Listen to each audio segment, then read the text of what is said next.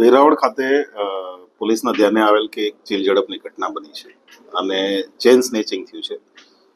એમો એવી હતી કે પેસેન્જર તરીકે રિક્ષામાં બેસાડી અને ત્યાર પછી એમને વાતોમાં બોળવી, એમનો ચેન સેરવી લેવો અથવા તો ચેન ખેંચીને તોડી નાખવો અને ત્યાર પછી એ રિક્ષા જે છે એ પેસેન્જરને ઉતારી અને રવાના થઈ જાય.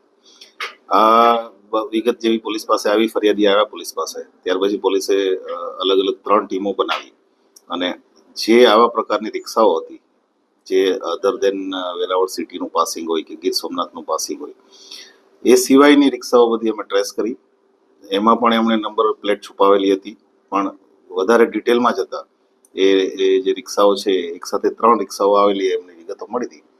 ત્યાર પછી અમે રાજકોટ આખી ગેંગ ટ્રેસ આઉટ કરી અને કુબલિયાપરા વિસ્તાર છે રાજકોટ સિટીનો, ત્યાં ગેંગ ઓપરેટ કરે છે. એના જે મેઇન સૂત્રધાર છે પ્રભાબેન છે અને એની સાથે બીજા ટોટલ 9 આરોપીઓ અમે અરેસ્ટ કર્યા છે.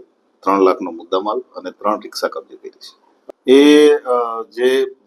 જ્યાં જ્યાં વધારે ટુરિસ્ટનો ફ્લો છે એવી જગ્યાઓ સિલેક્ટ કરતા ઉપરાંત રિક્ષામાં ઓલરેડી પેસેન્જર તરીકે બેઠેલા જોઈએ ગુનેગારો જ, અને ત્યાર પછી પેસેન્જરને બીજા નવા પેસેન્જરને સીટ ઓફર કરવામાં આવે અને એને વચ્ચે બેસાડી એને વાતોમાં બોળવીને અથવા તો બીજી કોઈ પણ રીતે એ ચેન સ્નેચ કરી અને પછી રિક્ષા લઈને નીકળી જતા હતા. અત્યાર સુધીની પૂછપરછમાં આ ગેંગ દ્વારા હમણાં રિસેન્ટલી ભાવનગરમાં 2 ચેન સ્નેચિંગ કરવામાં આવ્યા છે. એ ભાવનગર પોલીસ સાથે અમે સંપર્કમાં છીએ.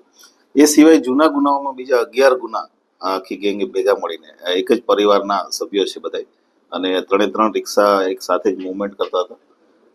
2 રિક્ષાઓ બીજા કામ માટે, બીજા લોકલ ફરવા માટે એના માટે ઉપયોગ થતો ને કોઈ પણ એક રિક્ષા ચેન સ્નેચિંગ માટે ઉપયોગ થતો, એવી એમો હતી.